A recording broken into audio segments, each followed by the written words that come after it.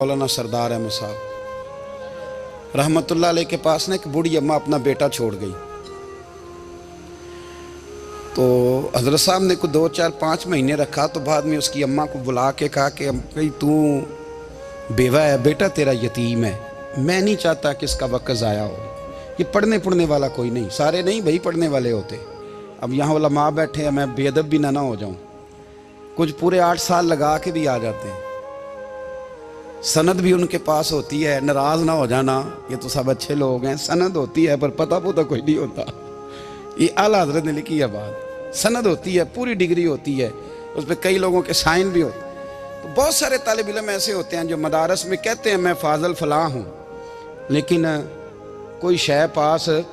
तो मौलाना सरदार अहमद साहब मुहद्दिस आज़म पाकिस्तान रहमतुल्लाह अलैह उस बूढ़ी को कहने लगे तेरा बेटा कुंद देना है, पढ़ना पढ़ाना इसने कुछ भी नहीं, तो यतीम बच्चा है, कल को तू कहेगी कि मेरे बेटे ने वक्त ज़ाया किया तो वापस ले जा।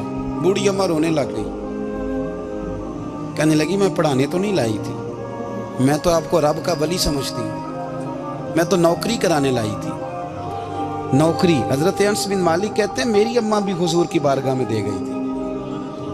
हुजूर की बारगाह में ये नहीं कहा था कि या रसूलल्लाह पढ़ा दें, हाँ हाँ मैं जिम्मेदारी से बात कर लूँ। ये नहीं कहा था हुजूर मुजाहिद बना दें, ये थोड़ी कहा था कि या रसूल अल्लाह सल्लल्लाहु ताला अलैहि वसल्लम से मुफस्सिर मुहद्दिस मुहक्किक मुफ्ती बना दें।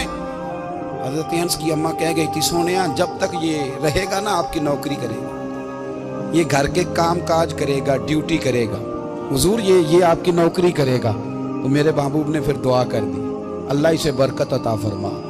तुम समझता है खिदमत वाला खाली रह जाता है? जितना जायका खिदमत वाले को मिलता है, जो उसके नसीब में आता है, वो किसी का नसीब कहाँ भाई। हजरत अनस कहते हैं हुजूर ने दुआ कर दी, बरकत की। मुझे तो खेती बाड़ी आती भी नहीं थी, पर लोगों के बाग में साल में 1 दफा फल लगता था, मेरे बाग में 2 दफा लगता था। हुजूर ने दुआ कर दी अल्लाह इसे औलाद दे। फरमाते हैं मेरे बेटे, मेरे पोते, मेरे नवासे, मेरी बेटियां, फरमाते हैं मैं जिंदा हूं और मेरी 100 औलादें मौजूद हैं। परेशान हो गया 100 सुन के बच्चे 2 ही अच्छे, 100 औलादे मेरी मौजूद हैं। हज़रत अनस भी मौलाना सरदार अहमद साहब के पास ना छोड़ गई बच्चा, कहने लगी हज़रत जी मैं को पढ़ाने के लिए थोड़ा छोड़ गई हूँ, मैं तो इसलिए छोड़ के गई हूँ कि आप मेहरबानी करें, खिदमत कराएं। हज़रत जी कहने लगे कोई ऐसा काम ही नहीं, खिदमत वाला क्या कराऊँ? कहने लगी पट्ठे पवा लिया करो जी। हम लड़ पेंदे ने, कहने ने बच्चे काम करते हैं मदरसे का। हालांकि अब कहाँ बच्चे काम करते हैं, अब तो गुजर गया दौर, अब तो बच्चे काम कराते हैं। अब बच्चे भी नाराज हो रहे हैं, घूर घूर के देख रहे हैं। सही कह रहा हूँ आपको, बच्चे काम कराते हैं, बच्चे कहाँ काम करते हैं। कहने लगी ये चारा डाले करेगा आपकी भैंसों को। तो हजरत ने उसको कहा कि बीबी चारा मेरी भैंसों को डालने के लिए मैंने बंदा रखा हुआ है, तो तू जा ले जा। कहने लगी हाथ बांध के हुजूर मेहरबानी करें, रख ले चारा डालेंगे। और पुत्र तवज्जो से चारा डालना हजरत की भैंसों को। रोने लगी, हजरत ने रख लिया, महीने का खर्चा भी देते। शाम को ना वो सारा दिन काम करता, शाम को आके पैरों में भी बैठ जाता। हजरत जी लाएं तेल थोड़ा सा, पैर ना दबा दूं। 8 साल साथ वाले पढ़ते रहे, ये बेचारा नौकरी करता रहा। मेरा रूप भी नहीं ते मेरा रंग भी नहीं, और मैनू यार मनान दा टंग भी नहीं।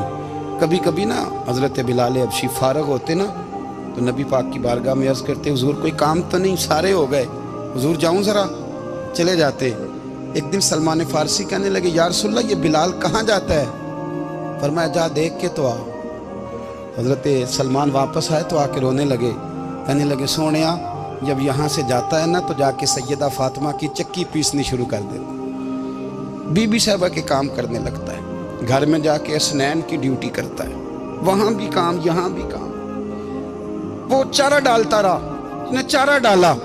हज़रत मुहद्दिस आज़म की भैंसों को दस्तारे फजीलत का वक्त आ गया, सारे पगड़ियाँ सजा के आ गए, आज दस्तार होगी।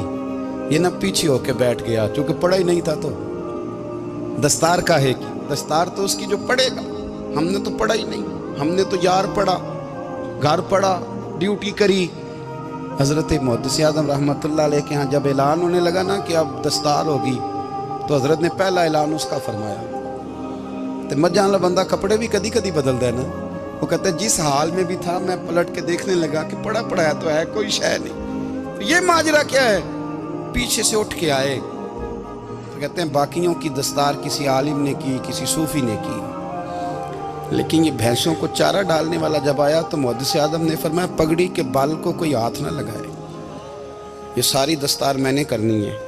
اور فرماتے ہیں حضرت بال بھی دیتے جاتے تھے اور آنسو بھی بہاتے جاتے تھے، ماتھا بھی چومتے تھے اور فرماتے تھے دستار کے بعد چلا تو نہیں جائے گا یار، مجھے تو عبادت بھی نہیں رہ گئی، مجھے تو چابیوں کو بھی نہیں پتا کون سی کہاں رہتی ہے، جائے گا تو نہیں تو رو پڑا، کہنے لگا سونیا جائے تو وہ جس کے پلے کچھ ہے ہو، آتا جاتا تو ہے کچھ نہیں، مجھے کس نے رکھنا ہے، میں نے کہاں جانا ہے، ادھر کہاں تو ادھر ہی رہوں گا۔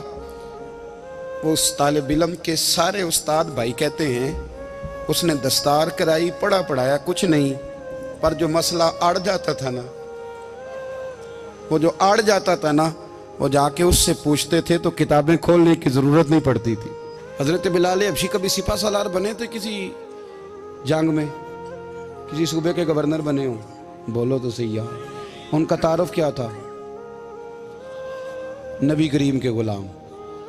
حضور کے نا جو ذاتی معاملات تھے نا، 20 انصاری نوجوان تھے جو ہر وقت نبی پاک کے پاس کھڑے رہتے تھے کہ حضور کو حکم کریں، 20 اور 34 سے لے کر 40 تک غلام ہر وقت حضور کی بارگاہ میں رہتے۔ حضرت بلال حضور کے ذاتی معاملات کی خدمت کرتے تھے، کوئی ایسی وہ جو تبلیغ کی یا دعوت کی یا جنگ کی یا جہاد کی کوئی ڈیوٹی نہیں وہ کرتے تھے، ذاتی خدمت سرکار کی۔ حضرت عمر فاروق وہ شخص ہیں کہ جنہوں نے کبھی کسی بندے کو خاطر میں نہیں لائے ہو، لیکن جب حضرت بلال آتے تھے نا تو جناب عمر اٹھ کے کھڑے ہوتے تھے، کرسی چھوڑتے تھے اور پھر ایک نعرہ لگاتے تھے، کہتے تھے یا بلال انت سیدنا، بلال تو ہمارا سردار ہے یار، تو ہمارا، یعنی عشق کا ذوق پورا کرنا انہیں بھی آتا تھا۔ اس لیے میرا مشورہ ہے، میری رائے ہے، اور جو میرا حکم ماننے والے ہیں ان کے لیے میرا حکم ہے کہ ذوق نہ کبھی بھی خراب کرنا، کبھی بھی نہ ذوق نہ خراب کرنا، اپنا لطف۔ میں نے کئی دفعہ، میں پہلی دفعہ مدینہ شریف حاضر ہوا تو ایک بابا جی میرے آگے آگے تھے تو ان کو نا دھکے مار رہا تھا، وہ سامنے کھڑے ہوتے ہیں نا، اللہ خیر فرمائے، اپنی اپنی ڈیوٹی ہے نا، ان کی بھی ایک ڈیوٹی ہے نا جی، تو وہ دھکے مار رہا تھا تو بابا اسے کہہ رہا تھا تیری خیر ہوئے پہرے دارا روزے دی جالی چوم لین دے، انہیں پھر دھکا ماریا تو پھر ان کہا تیری خیر ہوئے پہرے دارا۔ میں نے، وہ بالکل ان پڑھ بابا جی تھے پر مجھے انہوں نے بہت بڑی بات سمجھا دی، میں نے ان سے بڑا سیکھا، منبر پہ ذکر کر رہا ہوں۔ وہ تیسری دفعہ پھر دھکا مارا، تیری خیر ہوئے پہرے دارا روزے دی جالی، تو بابا جی باہر نکل آئے تو میں بھی پیچھے نکل آیا، تو میں نے کہا بابا جی یہاں کچھ انہوں نے بنگلہ دیشی اور ہندوستانی بھی رکھے ہوئے ہیں پر یہ تو عربی تھا خالص، انہوں کدوں تہاڈی بھی سمجھ آؤندی سی، تسی پنجابی دا شعر سنائی جا رہے ہو۔ کہندے پتر مینوں بھی پتہ ہے انہوں نہیں سمجھ آ رہی، پر میں تے اپنا رانجھا پہ راضی کردا سا، مینوں پتہ ہے انہوں کہا او یار اسی رانجھا بھی تے راضی کرنا ہے کہ نہیں، کہ ساری زندگی کیلو کال کے جھگڑے میں پڑے رہنا ہے۔ اے عشق تیرے صدقے جلنے سے چھٹے سستے، جو آگ بجھا دے گی وہ، اور ایک جگہ پہ اعلیٰ حضرت کہتے ہیں جان دے دی وعدہ دیدار پر، ہم نے جان دے دی، خالی اس نے وعدہ کیا تھا کہ آؤں گا، آیا نہیں تھا پر جان ہم نے پہلے دے دی۔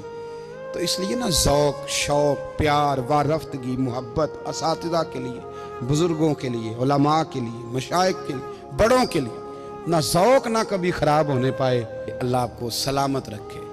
اور کچھ دعائیں میں نے دے دی ہیں، کچھ اللہ جانتا ہے میرے دل میں ہیں، وہ میں دیتا رہتا ہوں۔ اللہ آپ کو ہمیشہ شاد و آباد فرمائے۔